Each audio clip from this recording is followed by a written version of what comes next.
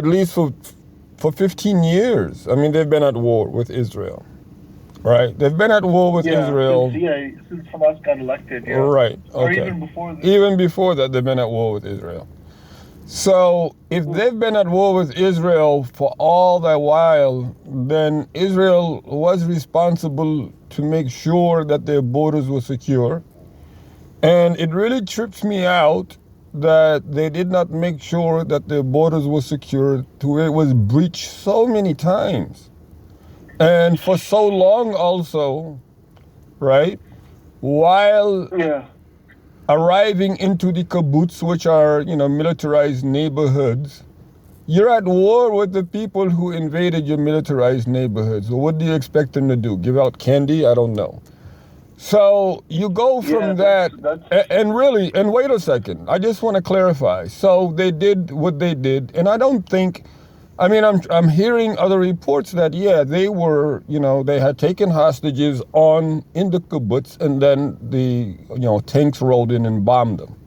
So a lot of that fire is really from artillery, and tank firing, trying to rescue their hostages no matter what. Just like they're bombing right now. They're bombing places where the hostages are kept. And it's strange that they don't call them hostages. They call them guests. That's what the leaders of, the Hamas people, they call them, these are our guests.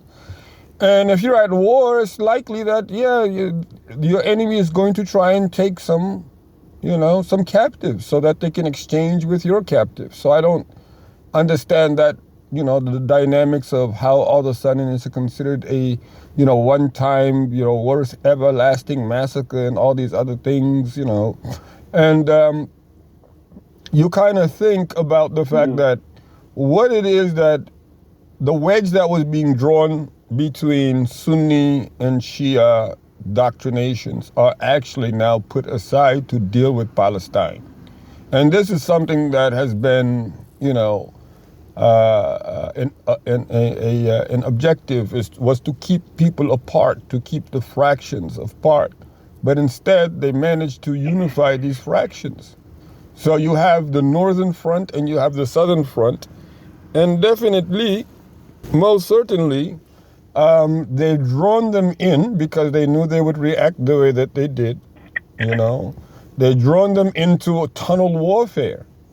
You can control and you can bomb all you want to the top. You can send in bulldozers, but even those are being ambushed. Your bulldozers, your tanks, they're being ambushed quicker than you can get them moved. Before you even have before you even have a chance to get them, moved out, they're getting attacked again. The ground is not good for that. And then the media warfare you're losing, the international political geopolitics you're losing also. All because of the fact that you're treating people less than human beings. You're not giving them, the rights of a human being. I mean, you want to say like you never controlled the Gaza Strip, but then nothing was ever allowed in or out of there without, your authorization. So you could turn on the lights, you could shut off the lights, the water, everything. So it's kind of difficult, the situation is unfortunate. But I mean, if you followed Afghanistan and you knew Iraq or Fallujah, like, here's another thing. Like, they want to say 9/11, 9/11 is Israel's 9/11. And America is telling Israel, learn from our mistakes in 9/11, right? 9/11, they bombed Afghanistan 2 weeks. They started like 2 weeks late after 9/11 is when they really started bombing Afghanistan. They had to come up with a map. They bombed it for, I want to say, at least 30 days, 28, 29 days before they even sent in ground forces. And do not forget, they were bombing it while they already had Northern Alliance forces on the ground fighting their fights.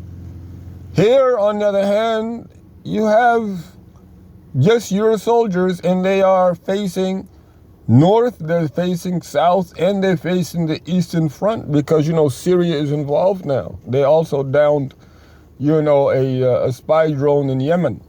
So the situation is, they should call it all off. What are you all doing? Can't you all get a ceasefire in motion? Yeah. As far as their breach on their border, that's been talked about because they spent all this money on their Iron Dome, and they've praised it and have bragged about it. But then Hamas was able to breach this so-called Iron Dome very easily. And by the way, people, I don't know if you heard about this, but recently it's come out that a lot of the people that were killed in the rave, like especially the civilians, like a lot of that was Israel themselves. Because when they arrived and they started shooting at Hamas, they started like the people right. No, that's what I just told you. And I said, just like they're bombing the areas where the hostages are kept, they didn't care. They did not care because they breached, and the fact of the matter is their dignity, their honor has been shattered. The biggest, the most formidable military force in the Middle East got breached this badly. That's horrible. So they're trying to make it up by committing all of these, atrocities, and they really are atrocities what they're doing. But they really are better off using their heads now. Calm down, you bombed so much.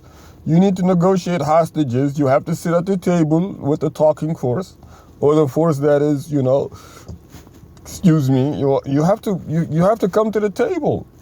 But what they don't want to accept is the fact that this doctrination or this style of, looking down and, dictating people because you have more than them. That's what they're saying. This thing is disappearing. They are the Western allies in the Middle East. They're the number one Western ally in the Middle East. So, and the reason for that is because of, the second-hand citizen or, second-grade citizen, a human being. And it's all over the place. People are not, people are understanding that's really not the way to go.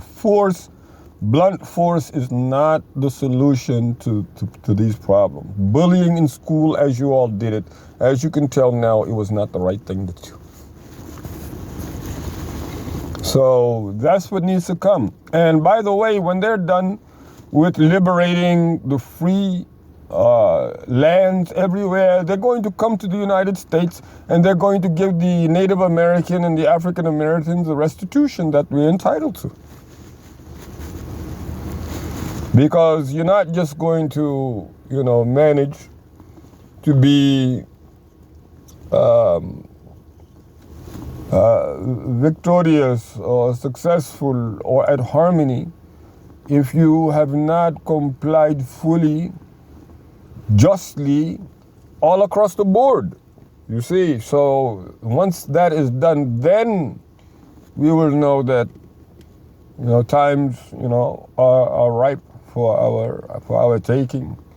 But until then, everybody is practically, on the edge. So that's what it is.